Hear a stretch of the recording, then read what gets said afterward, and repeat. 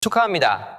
여러분이 무심코 낸 신문값과 세금 덕분에 지금 동남아 어느 시장 좌판에서는 갓 찍은 한국 신문이 생선 포장지로 아주 잘 쓰이고 있습니다. 여러분, 비닐도 안 뜯긴 새 신문이 왜 바다 건너 남의 나라 좌판까지 실려갔을까요? 한때 이 나라를 쥐락펴락하던 막강한 힘이 어쩌다 한 장의 폐지값으로 둔갑한 걸까요? 자, 이제 여러분의 지갑에서 빠져나간 그 돈이 어떤 경로로 먼 타국의 포장지가 되는지 그 도매 행방을 한 푼까지 따라가 보겠습니다. 여러분, 먼저 이 장면 하나를 떠올려 보세요. 태국과 필리핀, 베트남과 인도네시아의 어느 시장 좌판입니다. 갓 잡아 올린 생선과 고기 아래에 무엇이 깔려 있을까요? 놀랍게도 한국 신문입니다. 그것도 어제 막 인쇄소에서 찍혀 나온 새 신문이죠. MBC 스트레이트가 직접 포착한 현장입니다. 우리가 매일 보던 그 신문이 바다 건너 남의 나라 시장에서 비린내를 막는 포장지로 아주 요긴하게 쓰이고 있었던 겁니다. 현지 업자들은 오히려 한국 신문을 반깁니다. 종이 품질이 좋고 친환경 잉크를 써서 기름도 잘 빨아들이고 포장하기에 딱 좋다는 거죠. 한국 신문이 동남아 시장에서는 일종의 고급 포장재 대접을 받고 있는 셈입니다. 칭찬이라면 칭찬인데 이상하게 마음이 편치 않습니다. 왜냐하면 이게 한국에서 다 읽고 버린 헌신문이 아니거든요. 한국에 약 800원을 들여 막 찍어낸 새 신문이 단 한 사람도 펼쳐보지 않은 채 헐값 폐지로 바다를 건넌 겁니다. 우리가 흔히 생각하는 폐지 재활용과는 전혀 다른 이야기인 거예요. 쉽게 말하면요, 갓 지은 따뜻한 밥을 한술도 뜨지 않고 그대로 음식물 쓰레기통에 버리는 셈입니다. 내 돈 주고 산 새 옷을 한 번 입어보지도 못하고 걸레로 만들어 수출하는 격이죠. 800원이면 편의점 음료수 한 병 값입니다. 그 돈을 들여 찍은 물건이 읽히지도 못하고 바로 쓰레기가 됐다는 뜻이에요. 자, 그런데 여기서 이상한 점이 하나 있습니다. 이게 헌신문이 아니라는 겁니다. 포장 비닐조차 뜯기지 않은 그야말로 갓 태어난 새 신문이라는 거예요. 보통 신문이 폐지가 되려면 누군가 한 번은 읽고 며칠 묵었어야 정상 아니겠습니까? 그런데 이 신문들은 세상에 나오자마자 곧장 폐지가 되어 컨테이너에 실렸습니다. 만들어진 목적, 그러니까 읽힌다는 일을 단 한 번도 해보지 못한 채 말이죠. 상식적으로 생각하면 이건 말이 안 됩니다. 장사하는 사람이라면 안 팔릴 물건을 굳이 더 만들지 않잖아요. 그런데 신문사는 안 팔릴 걸 뻔히 알면서도 매일 새로 찍어냅니다. 한 부에 800원씩 꼬박꼬박 손해를 보면서 말이죠. 한때 이 나라를 쥐락펴락하던 막강한 힘이 어쩌다 이런 신세가 됐을까요? 도대체 누가, 왜 아무도 읽지 않을 신문을 매일같이 찍어내는 걸까요? 그 첫 번째 단서는 바로 부수라는 두 글자에 숨어 있습니다. 상식적으로 생각하면 안 팔리는 물건은 덜 만드는 게 맞습니다. 그런데 신문은 정반대로 움직입니다. 안 읽혀도 계속, 그것도 잔뜩 찍어냅니다. 손해보는 장사를 왜 매일 반복하는 걸까요? 그 답인 부수, 즉 발행 부수는 하루에 몇 두를 찍느냐 하는 숫자입니다. 이 숫자가 왜 그렇게 중요한지부터 보죠. 여기서 핵심은 이겁니다. 신문사가 진짜로 파는 건 독자가 아니라 광고입니다. 그리고 그 광고비를 얼마나 받느냐가 바로 이 부수에 연동돼 있거든요. 쉽게 말하면요, 부수가 많아 보일수록 광고 단가를 비싸게 부를 수 있는 구조입니다. 식당으로 치면 손님 수를 부풀려야 더 비싼 자릿세를 받는 셈이죠. 그러니 실제로 몇 명이 읽느냐는 둘째 문제가 됩니다. 일단 찍은 숫자가 커 보여야 돈이 되니까요. 그래서 벌어지는 게 이른바 지국 밀어내기입니다. 본사가 동매 신문 보급소, 그러니까 지국의 부수를 강제로 떠넘깁니다.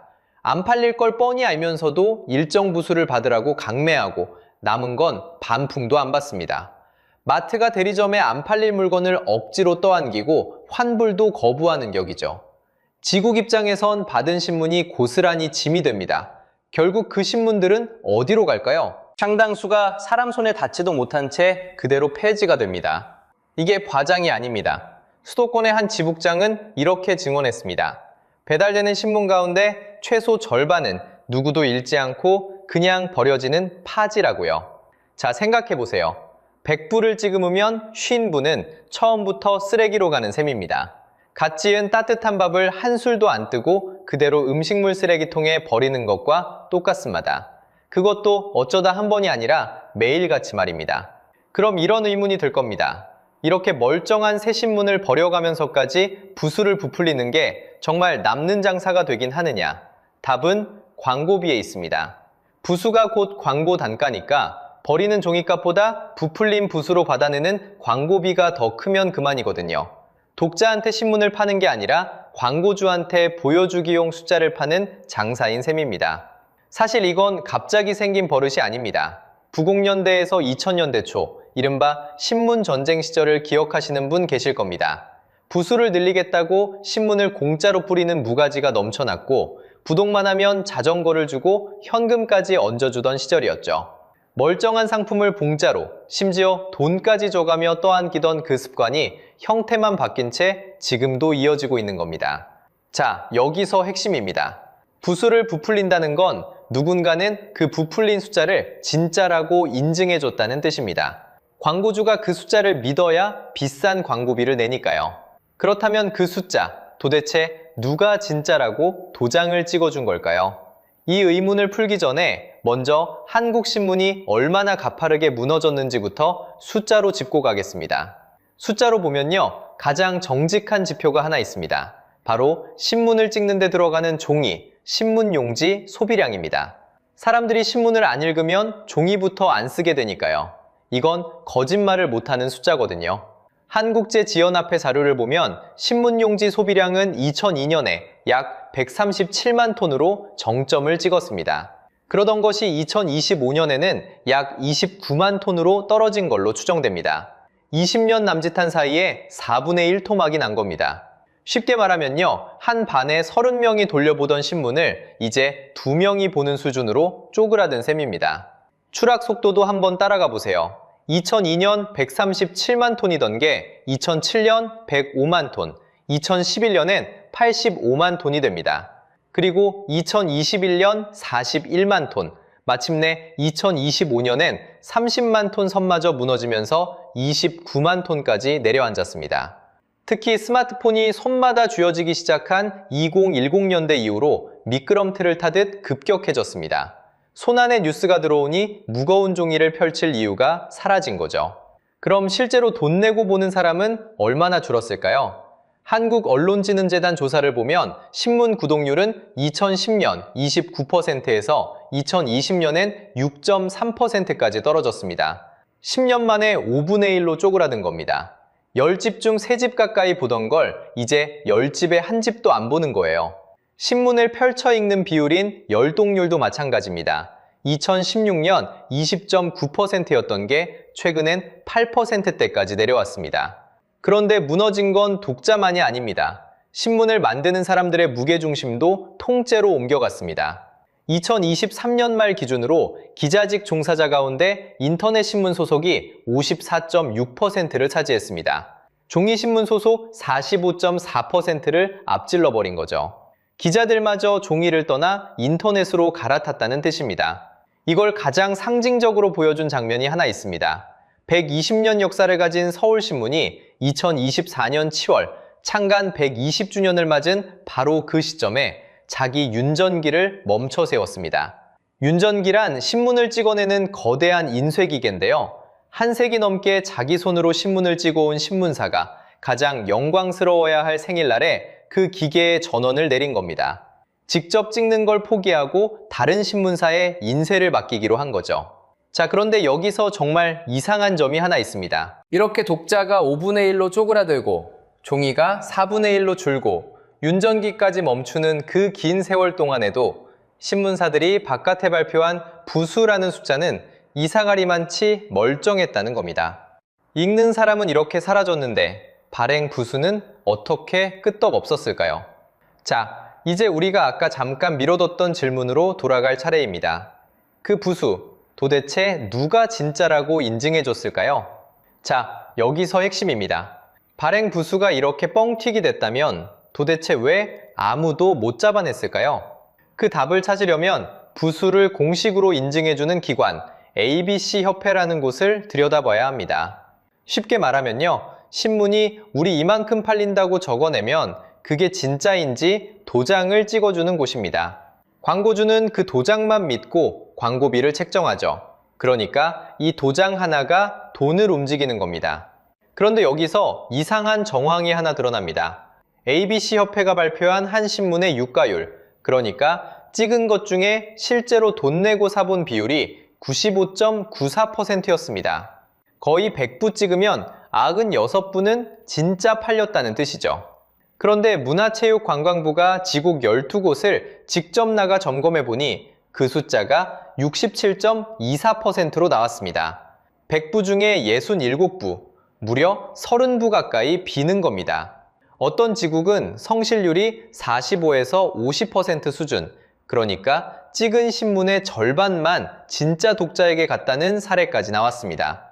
이 비율을 그대로 대입하면 어떻게 될까요? 공식 발표 유료 부수가 약 116만 부였는데 성실률을 감안하면 실제로는 그 절반 수준, 약 58만 부 정도였을 거라는 추정이 나옵니다. 절반이 허공에 떴다는 의혹인 거죠. 다만 분명히 짚고 갑니다. 이건 어디까지나 정황이고 의혹입니다. 2023년 8월, 경찰은 이 부수 조작 의혹을 불송치, 즉 무혐의로 결론 냈습니다. 형사범죄로 확정된 바는 없다는 뜻입니다. 그러니 우리가 따질 건 누가 범인이냐가 아니라 왜 이런 일이 반복될 수밖에 없느냐는 구조입니다. 자, 진짜 핵심은 바로 이 구조에 있습니다. 부수를 인증해주는 그 ABC 협회가 누구 돈으로 운영되는지 아십니까? 바로 감시 대상인 신문사와 광고주가 내는 회비로 굴러갑니다. 쉽게 말하면요, 내 시험 점수를 내가 매기고 그걸 검사하는 감독관 월급마저 내가 주는 구조예요. 고양이한테 생선 가게를 맡겼는데 그 고양이 사료값까지 가게 주인이 대주는 격입니다. 이런 걸 경제학에서는 이해상충이라고 부릅니다. 심판이 한쪽 팀에서 월급을 받으면 그 심판의 피스를 누가 믿겠습니까? 실제로 2020년 11월에는 협회 내부에서 양심선언 성격의 진정이 나오기도 했습니다. 그리고 오해하시면 안 됩니다. 이건 어느 한 신문만의 문제가 아닙니다. 보수든 진보든 이 인증구조 위에 올라탄 업계 전체가 같은 유혹 앞에 놓여 있던 겁니다. 감시자가 감시 대상에게 월급을 받는 한 숫자는 언제든 부풀려질 수 있는 거죠. 그래서 독자가 5분의 1로 줄어드는 20년 동안에도 종이 위의 부수는 끄떡없이 버틸 수 있었던 겁니다. 이제 좀 그림이 보이시죠? 그런데 신문사가 이렇게까지 부수를 떠받든 데에는 더 큰 이유가 있습니다. 부수를 부풀려서 진짜로 챙기려던 건 따로 있었거든요. 바로 돈이죠. 이제 진짜 돈의 흐름을 해부할 차례입니다. 여러분 지갑에서 시작된 그 돈이 대체 어디로 가는지 한 푼씩 따라가 보겠습니다. 결론부터 말씀드리면요. 신문사는 독자에게 받는 구독료를 사실상 포기했습니다. 대신 세 군데에 기대고 있어요. 광고주, 포털, 그리고 세금입니다. 여러분, 이 세 갈래를 하나씩 따라가다 보면 이상한 결론에 닿게 됩니다. 정작 신문값을 안 내는 우리 지갑에서 돈이 이미 빠져나가고 있었다는 거죠. 첫 번째 물주는 기업 광고입니다. 신문사가 부수를 부풀린 이유가 바로 이거였잖아요. 부수가 많아 보여야 광고비를 비싸게 부를 수 있으니까요. 그런데 여기서 문제가 생깁니다. 그 광고마저 빠르게 빠져나가고 있거든요. 광고 시장의 큰 손인 삼성전자를 한번 보시죠. 삼성전자가 신문 같은 측정 매체에 쓴 광고비가 2023년 한 해 3,294억 원에서 2,080억 원으로 줄었습니다. 1년 만에 36.8%가 깎인 거예요. 큰 손이 지갑을 닫으니 기댈 기둥 하나가 휘청이기 시작한 겁니다. 그러자 신문사는 두 번째 물주에게 갈아탑니다. 바로 포털이에요. 독자에게 직접 돈을 받는 길을 포기하고 기사를 네이버 같은 포털에 넘긴 겁니다. 숫자로 보면요. 우리 국민이 뉴스를 포털에서 보는 비율이 69.6%, 그 중에서도 92.1%가 네이버에 몰려 있습니다. 10명 중 7이 포털로 뉴스를 보는데 그 안에서 거의 모두가 한 곳에 모여 있는 셈이죠. 문제는 이 구조가 뭘 낳느냐는 겁니다. 포털 안에서는 클릭 한 번이 곧 돈입니다. 그러니 어떻게든 클릭을 끌어모으려는 유혹이 생기죠. 자극적인 제목, 같은 기사를 반복해 올리는 일이 늘어납니다. 이걸 경제학에서는 레몬 시장이라고 부릅니다. 쉽게 말하면요, 좋은 물건은 값을 못 받고 사라지고 불량품만 남아도는 시장이에요. 실제로 국민이 한국 언론의 가장 큰 문제로 꼽은 것도 바로 이 낚시성, 편파 보도였습니다. 자, 여기서 핵심입니다. 세 번째 물주, 바로 세금이에요. 정부와 지자체가 신문에 싣는 광고가 있습니다. 그 규모가 2021년 기준 1조 893억 원이었어요. 3,000개가 넘는 공공기관이 집행한 돈입니다. 이른바 정부 광고 1조 원 시대가 열린 거죠. 그런데 이 돈에는 통행료가 붙습니다. 한국언론진흥재단이 정부 광고를 독점으로 대행하면서 광고비의 10%를 수수료로 떼어갑니다. 1조 원이 지나가면 그중 1천억 원 가까이가 자동으로 거치는 셈이에요. 고속도로 톨게이트를 한 번 지날 때마다 통행료가 쌓이는 것과 비슷하다고 보시면 됩니다. 다만 여기서 한 가지는 정직하게 짚고 가겠습니다. 그렇다고 부수를 부풀린 게 곧 세금을 빼먹은 거다. 이렇게 단순하게 도식화하면 정밀하지 않습니다. 정부 광고를 나누는 기준에서 발행 부수는 빠지고 실제로 얼마나 읽히는지를 보는 열동률이 핵심 지표로 도입됐거든요. 그러니 부수 숫자만으로 세금이 새 나갔다고 단정하긴 어렵습니다. 다만 이 열동률 지표마저 현장 반발로 활용이 멈추는 등 기준을 둘러싼 논란은 여전히 이어지고 있습니다. 그래서 결국 이 그림이 무엇을 말하느냐? 신문사는 독자라는 손님을 버리고 광고주와 포털과 정부라는 새 물주에게 갈아탄 겁니다. 그런데 여러분, 신문값을 안 내신다고 안심하셨다면 그건 착각이에요. 우리가 마트에서 산 가전제품 가격 안에는 그 광고비가 숨어 있고 매달 내는 세금 안에는 정부 광고비가 숨어 있습니다. 결국 일부 800원짜리 새 신문이 한 명도 안 읽고 폐지가 되는 동안 그 비용을 떠받친 건 광고에 얹힌 우리 지갑과 우리가 낸 세금이었던 거예요. 호구는 따로 있지 않았습니다. 바로 우리였던 겁니다. 그런데 여기서 좀 억울한 게 하나 있습니다. 똑같은 종이의 위기, 똑같은 디지털 폭풍을 맞고도 외국 신문 중엔 오히려 더 부자가 된 곳이 있거든요. 같은 폭풍을 맞고 누구는 가라앉고 누구는 살아남았습니다. 바로 그 갈림길에 한국 신문이 왜 이 꼴이 됐는지에 대한 진짜 답이 숨어 있습니다. 사실 종이의 위기는 한국만 겪은 게 아니거든요. 전 세계 신문이 똑같이 맞은 폭풍이었습니다. 영국을 볼까요? 최근 10년 사이 전국지 판매 부수가 60% 넘게 쪼그라들었습니다. 10부 팔리던 게 4부도 안 되게 줄어든 셈이죠.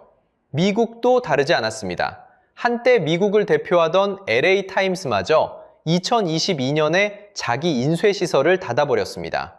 윤전기가 멈추는 건 한국만의 일이 아니었던 거예요. 그러니까 종이가 죽어간다는 사실 자체는 누구의 잘못도 아닌 시대의 흐름이었던 겁니다. 같은 태풍이 전 세계 신문이라는 배들을 똑같이 덮친 거죠. 그런데요, 똑같은 태풍을 맞고도 어떤 배는 가라앉았고 어떤 배는 오히려 더 큰 배가 돼서 돌아왔습니다. 그 결정적인 차이를 한 신문이 똑똑히 보여줍니다. 미국의 뉴욕타임스를 보겠습니다. 이 신문 2009년에는 거의 파산 직전까지 몰렸습니다. 돈이 없어서 멕시코의 부자 카를로스 슬림한테 2억 5천만 달러를 빌려야 했을 정도였어요. 우리 돈으로 수천억 원을 급하게 꿔서 겨우 숨만 붙어 있던 신문입니다. 누가 봐도 곧 무너질 배처럼 보였죠. 그런데 이 신문이 2011년에 결정을 내립니다. 인터넷 기사에 정정당당하게 돈을 받겠다고요. 미국 종합일간지 가운데 처음으로 온라인 유료화를 시작한 겁니다. 공짜로 보던 기사에 돈을 매긴다니 당시엔 미친 짓이라는 소리도 들었습니다. 독자가 다 떠날 거라는 거였죠. 그런데 결과는 정반대였습니다.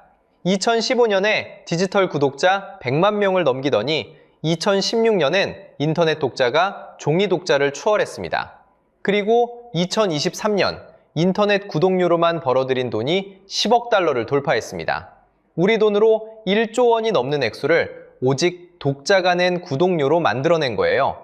2024년 중반 기준 이 신문의 전체 구독자는 약 1,080만 명입니다. 그 중에서 1,020만 명이 종이가 아니라 인터넷으로 돈을 내고 보는 독자죠. 광역시 하나 인구가 통째로, 그것도 제 돈 내고 뉴스를 사보는 단골이 됐다는 뜻입니다. 광고에 기대던 신문이 독자에게 기대는 신문으로 완전히 갈아탄 거죠. 자, 여기서 핵심입니다. 뉴욕타임스가 살아남은 비결은 거창한 기술이 아니었습니다. 독자를 다시 갑으로 모신 겁니다. 돈을 내고도 아깝지 않은 기사를 쓰겠다. 그 약속 하나로 승부를 본 거예요. 손님을 모셨더니 손님이 신문사를 먹여 살린 셈입니다. 그럼 한국신문은 그 갈림길에서 어디로 갔을까요? 정확히 반대편으로 갔습니다. 독자라는 손님을 버리고 부수와 광고와 포털과 세금에 매달린 거죠. 돈 내고 볼만한 기사로 독자를 붙잡는 대신 안 읽혀도 부수를 부풀려서 광고비를 받고 클릭을 부걸하려 포털에 기사를 넘기고 정부 광고라는 세금의 손을 벌렸습니다. 자, 그래서 결론은 이겁니다. 한국신문의 몰락은 디지털 탓이 아닙니다. 시대 탓도 아닙니다. 같은 시대, 같은 디지털 폭풍 속에서 누구는 멀쩡히 살아남았으니까요. 한국신문은 신뢰라는 단 하나의 자산을 제 손으로 내다버렸습니다. 그래 놓고 무너진 겁니다. 이걸 우리는 자승자박이라고 부르죠. 쉽게 말하면요, 독자가 등 돌려서 망한 게 아니라 독자에게 먼저 등을 돌린 대가가 부메랑처럼 그대로 돌아온 겁니다. 손님을 속이고 보여주기용 숫자만 키우다가 정작 손님이 다 떠나버린 가게, 그 가게가 망한 걸 두고 경기가 나빠서라고 말할 수는 없는 거잖아요.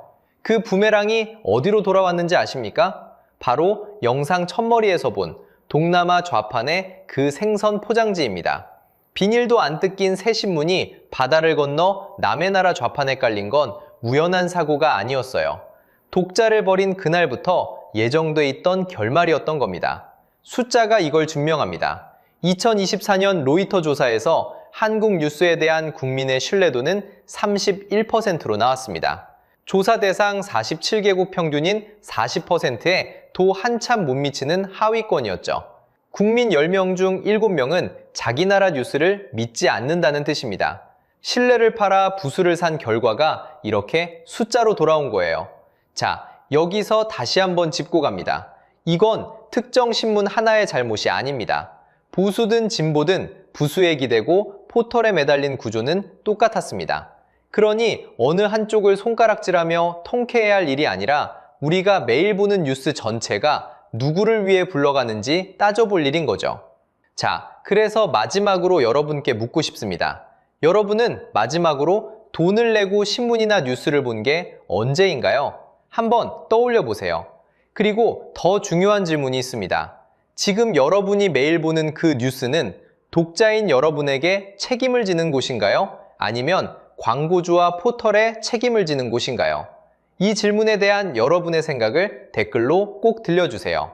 여러분이 어떤 뉴스에 돈을 낼 만하다고 느끼는지 그 한마디가 다음 영상의 가장 좋은 단서가 됩니다. 오늘 이 추적이 여러분의 지갑과 눈을 지키는데 조금이라도 보탬이 됐다면 구독과 좋아요로 함께 해주세요. 다음엔 또 어떤 돈의 행방을 끝까지 따라가 볼지 곧 다시 찾아오겠습니다. 20년 동안 자기 비법을 전부 가르친 제자가 있습니다. 그 제자가 어느 날 스승의 가게 바로 옆에 더 큰 가게를 차렸습니다. 그 제자가 바로 중국이고요. 손님을 빼앗긴 스승이 바로 독일입니다. 20년 전만 해도 중국은 독일에게 기술을 가르쳐달라며 고개를 숙였습니다. 그런데 지금은요. 독일 폭스바겐이 거꾸로 중국 회사의 기술을 빌려 쓰는 처지가 됐습니다. 합작 공장도, 탈원전도, 러시아 가스도 전부 독일이 제 손으로 고른 길이었죠. 도대체 강국 독일은 왜 스스로 그 자리를 내줬을까요? 그 어이없는 선택의 전말을 하나씩 함께 파헤쳐 보겠습니다. 독일 북부에 볼프스부르크라는 도시가 있습니다. 폭스바겐 본사가 있는 자동차의 심장이죠. 그런데 이 도시가 요즘 활기를 잃어가고 있습니다. 한때 이 도시는 황금알을 낳는 거위였습니다. 차를 만들면 만드는 족족 세계가 사갔거든요. 그 거위가 지금 시름시름 앓기 시작했습니다. 숫자로 보면요. 독일 경제는 2023년에 마이너스 0.3%, 2024년에 마이너스 0.2%를 기록했습니다. 2년 연속 뒷걸음질 친 겁니다. 2025년에도 플러스 0.2%, 사실상 제자리 걸음이었죠. 한 발도 앞으로 못 나간 셈입니다. 세계 최강 제조 강국에게 이건 낯선 풍경이에요. 더 아픈 건 일자리입니다. 독일 제조업 현장에서 약 11만 개의 일자리가 사라졌습니다. 그중 5만 개 이상이 단 1년 만에 증발했어요. 11만 명이면 감이 잘 안 오시죠? 웬만한 중소도시 하나가 통째로 직장을 잃은 규모입니다. 동네 하나가 출근길을 잃은 셈이죠. 회사 이름을 대면 더 실감이 납니다. 폭스바겐은 88년 만에 처음으로 독일 공장 문을 닫을 위기까지 갔습니다. 결국 약 3만 5천 명을 줄이는 선에서 겨우 봉합했고요. 폭스바겐만이 아닙니다. 부품회사 보쉬가 2만 2천 명, ZF가 1만 4천 명, 철강회사 티센크루프가 1만 1천 명을 줄이기로 했습니다. 이름만 들어도 아는 간판 기업들이 줄줄이 감원카드를 꺼내든 거예요. 그 결과 2025년 한 해 독일에서 무너진 기업이 약 2만 3,900곳입니다. 10년에서 20년 만에 가장 많은 숫자죠. 자, 여기서 핵심입니다. 전쟁이 난 것도 아니에요. 천재지변이 덮친 것도 아니고요. 그런데 강국이 이렇게 휘청이고 있습니다. 더 이상한 건 따로 있어요.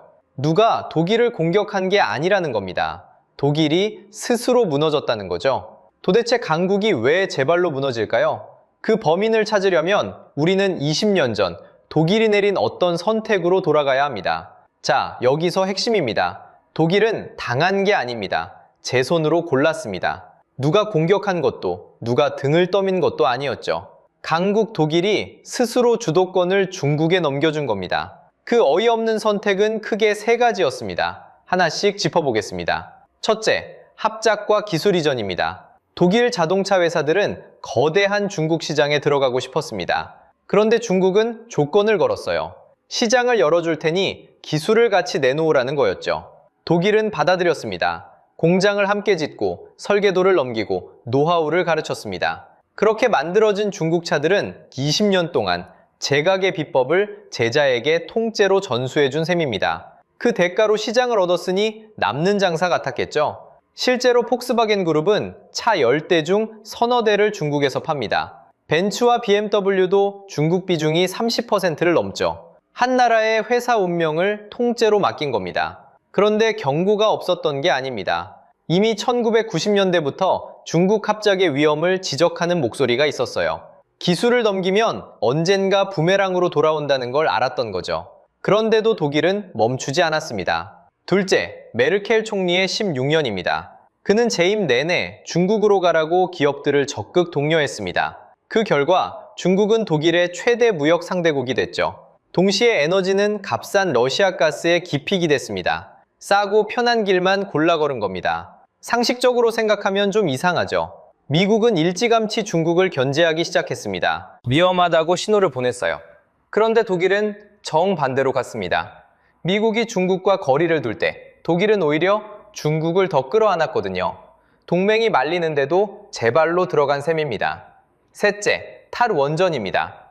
2023년 4월 15일 독일은 마지막 원전 3기의 가동을 멈췄습니다. 70년 가까이 이어진 원전 시대를 스스로 닫은 거죠. 값싼 러시아 가스를 끊긴 상황에서 안정적인 전기까지 제 손으로 내려놓은 겁니다. 에너지 자립을 포기한 셈이에요. 자, 정리해볼까요? 합작으로 경쟁자를 키웠고 중국과 러시아에 운명을 맡겼고 전기까지 놓아버렸습니다. 게다가 기업들은 매출의 약 3%를 주재 서류 작업에만 쓰고 있었죠. 발목에 모래주머니를 차고 달린 셈입니다. 여기서 핵심은 이겁니다. 누가 시켜서가 아니라 독일이 스스로 골랐다는 거예요. 그렇게 비법을 다 전수받은 제자가 이제 스승의 손님까지 빼앗기 시작합니다. 키워준 중국이 거꾸로 독일을 밀어내기 시작한 거죠. 부메랑이 돌아온 겁니다. 자, 이제 그렇게 키운 제자가 어떻게 스승을 밀어냈는지 보겠습니다. 가장 먼저 무너진 건 중국 시장이었습니다.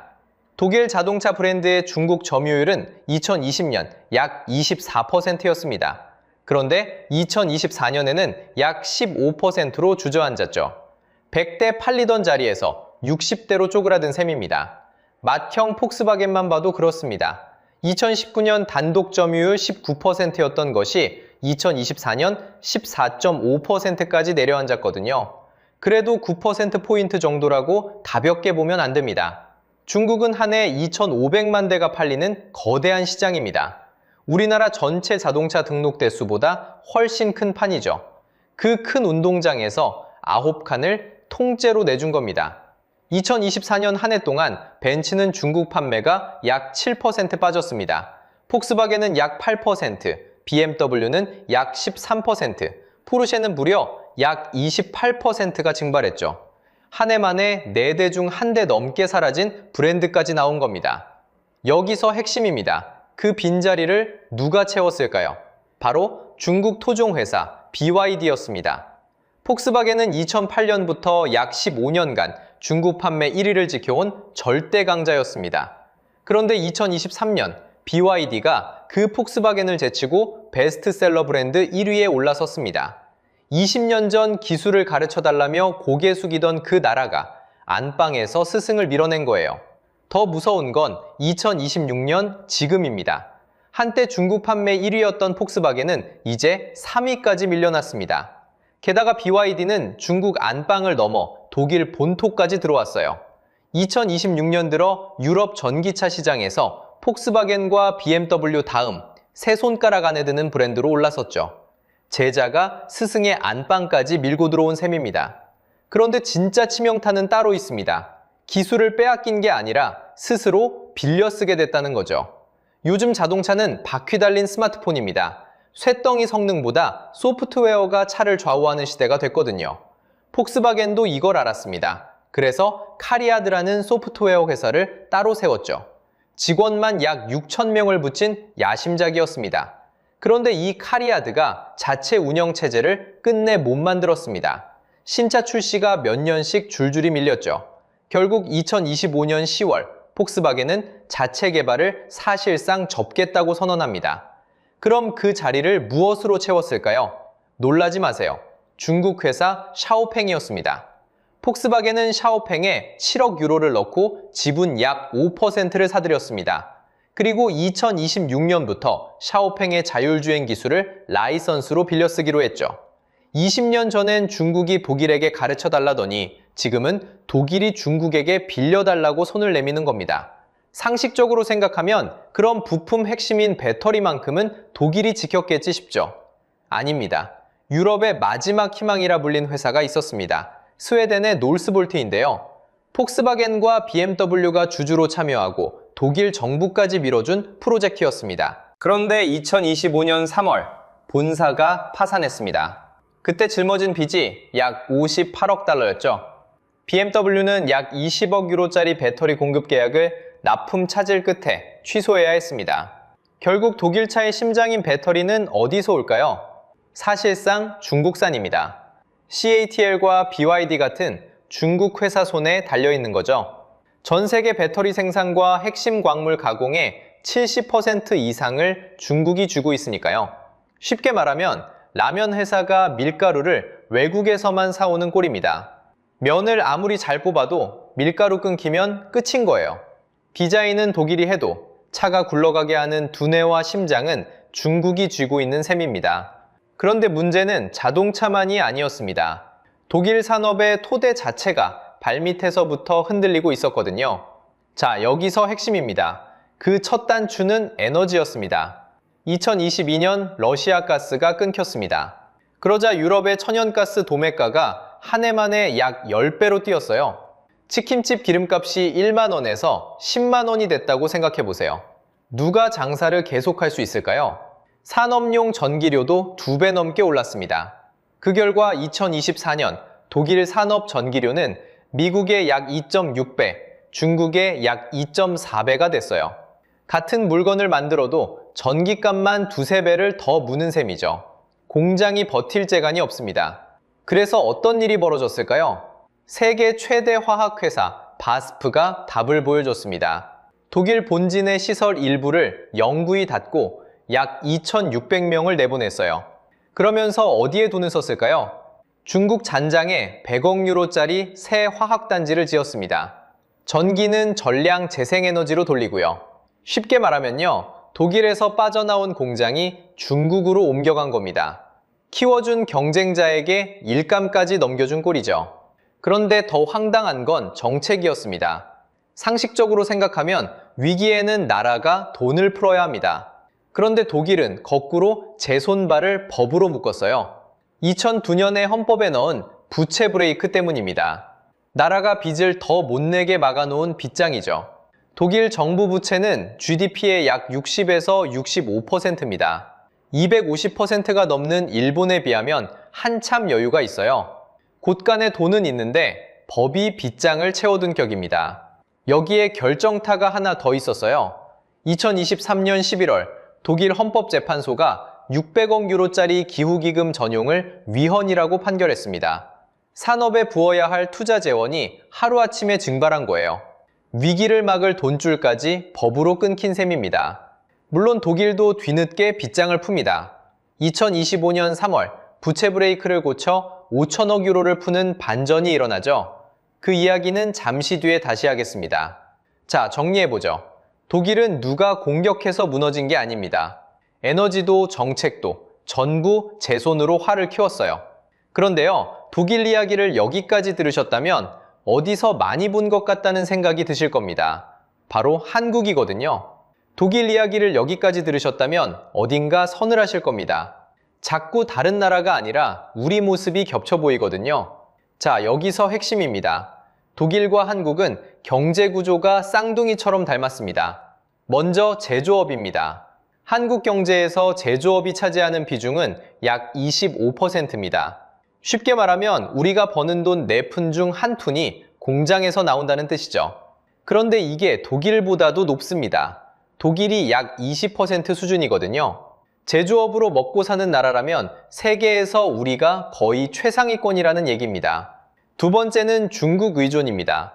한국이 수출하는 물건 중 약 19에서 20%가 중국으로 갑니다. 5상자를 실어보내면 한 상자는 중국행이라는 거죠. 독일이 중국에 발목 잡힌 그 구조를 우리도 똑같이 안고 있다는 겁니다. 한쪽 손님에게 기대면 그 손님이 등을 돌릴 때 휘청한다. 독일이 보여준 교훈이 바로 이거였잖아요. 세 번째는 더 무겁습니다. 바로 인구입니다. 독일이 늙어서 일할 사람이 줄고 있다고 했죠? 그런데 한국은 그 속도가 차원이 다릅니다. 노인 비율이 일정 선을 넘어 초고령 사회가 되는데 프랑스는 약 115년이 걸렸습니다. 한 나라가 5세대를 보내는 시간이죠. 일본도 약 24년이 걸렸습니다. 그런데 한국은요, 약 17에서 18년 만에 도달했습니다. 인류 역사상 가장 빠른 기록입니다. 거기에 아이도 안 태어납니다. 2024년 한국 학계 출산율은 0.75명입니다. 부부들이서 아이 하나도 채 못 남기고 떠나는 셈이죠. 제조업으로 먹고 살고 한 손님에게 기대고 빠르게 늙어간다. 독일이 무너진 그 3가지 조건을 우리는 더 진하게 깔고 있는 겁니다. 여기까지만 들으면 가슴이 턱 막히실 겁니다. 그럼 우리도 독일처럼 무너지는 건가 하고요. 그런데 우리에겐 독일에 없던 게 하나 있습니다. 상식적으로 생각하면 손해였던 사건 하나가 결과적으로는 방패가 됐거든요. 바로 2017년 사드 사태입니다. 기억하시죠? 사드 배치 이후 중국이 한국에 보복했습니다. 한국 관광 끊고 한국 제품 외면하고 한국 기업을 중국 시장에서 밀어냈습니다. 그때 우리 기업들 정말 아팠습니다. 중국에 깔아둔 매장도 공장도 큰 타격을 입었죠. 누구도 원치 않은 강제 이별이었습니다. 그런데 바로 그 강제 이별이 역설이 됐습니다. 중국 시장에서 일찍 밀려난 덕에 한 손님에게 모든 걸 걸어둔 위험을 어쩔 수 없이 덜어낸 거죠.